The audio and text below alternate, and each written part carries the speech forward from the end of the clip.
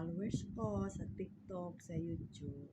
Nakita ninyo, ang saya-saya ko no. Pero ang dumadami-dami talaga dumadaan sa buhay ko. Pero maging strong ang mother ako talaga. Kasal na ako sa unang sa Chinese, may isang anak. Tapos, hiwalay kami, walang swerte sa buhay. Tapos naman, ngayon, nakasal naman ako sa isang Chinese na naman. May 5 anak ako. Lahat yung mga anak ako, ilan na lahat guys. Maging 6 na yung mga anak ko. Yung ka-age ko ngayon, 48 na ako. 49 na ako pala guys. 49 years old na ako. Kasi 1976 ako guys. 49. Next year, 15 na ako guys. Daming-dami akong dumadaan sa buhay ko. Sa unang asawa ko, nakakabit siya. Segundo asawa ko, nakakabit. Sa tingin niyo guys, sa itsura ko to, may tao pa yata may gusto sa akin. Yung talaga ako, nagtanong ako sa sarili ko. Malay kayo guys, balang araw, may tao may gusto man sa akin. Pang 3 asawa, siguro, baka siya lang yung magdala sa akin sa altar. Kasi sa unang asawa ko, nakasal ako sa Malaysia, wala sa akin na dala sa altar sa Diyos. Sa dalawa, ganyan din. Yung pangarap ko talaga, gusto ko talaga makasal sa church. Wala talaga guys. Kung gusto ko talaga ngayon, ikasal ko, pupunta ko talaga sa simbahan katoliko. Yun talaga yung pangarap ko noon guys. Gusto ko talaga suot ng damit ng puti.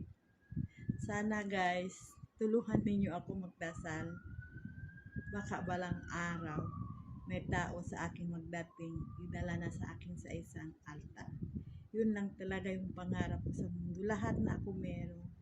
Masaya akong pamilya sa mga anak ko ngayon, kahit wala yung mga asawa ko. At least, masaya ko lahat kasama yung mga anak. Pero may isang anak ko namatay, yung triplet sa bunso. Namatay siya. Yung isa, may business na siyang 3. Yung dalawa naman, may business naman sila naka-join. Ngayon, naka-negosyo-negosyo ako naman.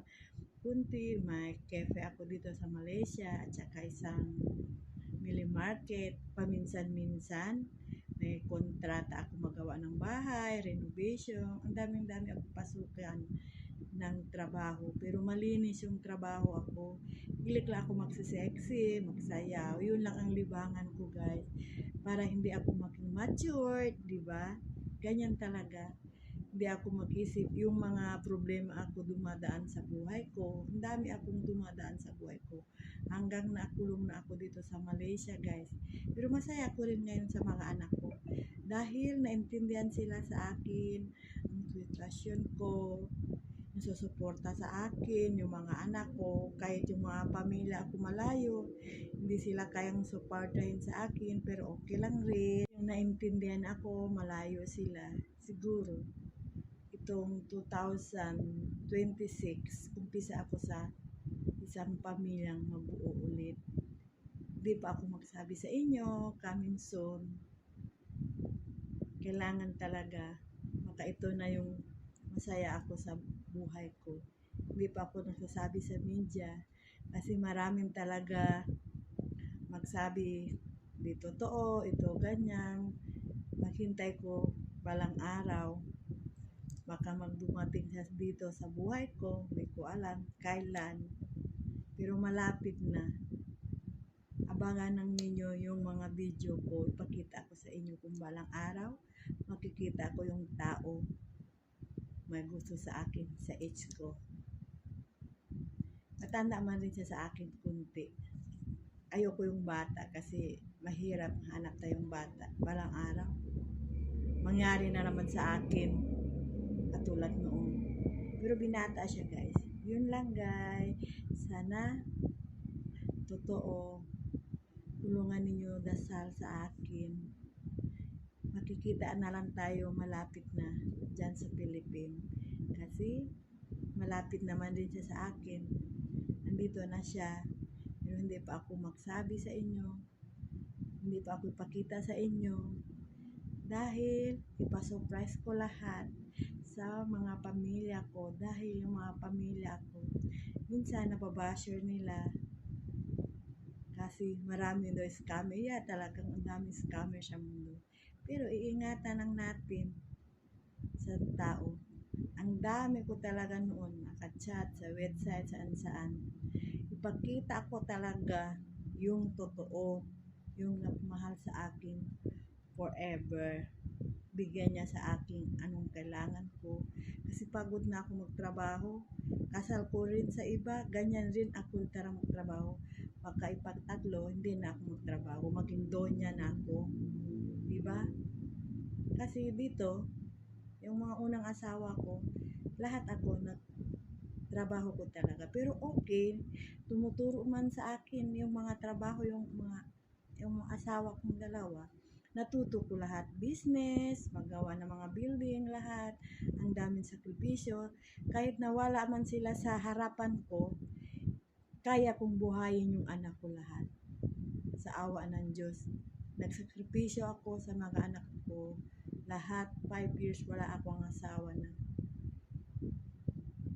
Yun talaga guys, kailangan tayo magsakripisyo. Kahit ang daming dumadaan sa buhay natin. Hintay lang tayong balang araw. Merong magdating rin balang araw sa ating masayahin. Pala, ang flight ko, punta ako sa KL. Sa next month pala ako mapunta sa KL. Meron ako magagawin doon. Di ako masasabi anong gumagawa. 1 week ako sa KL guys. Yun lang, i-update ko sa inyo kung nandoon ako sa KL. May ticket naman ako. Kompleto na lahat.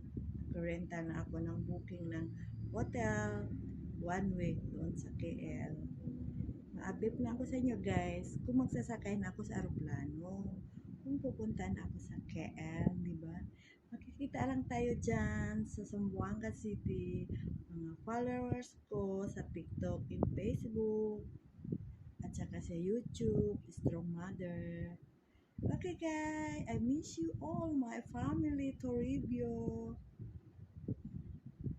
Pray to God. Bye-bye.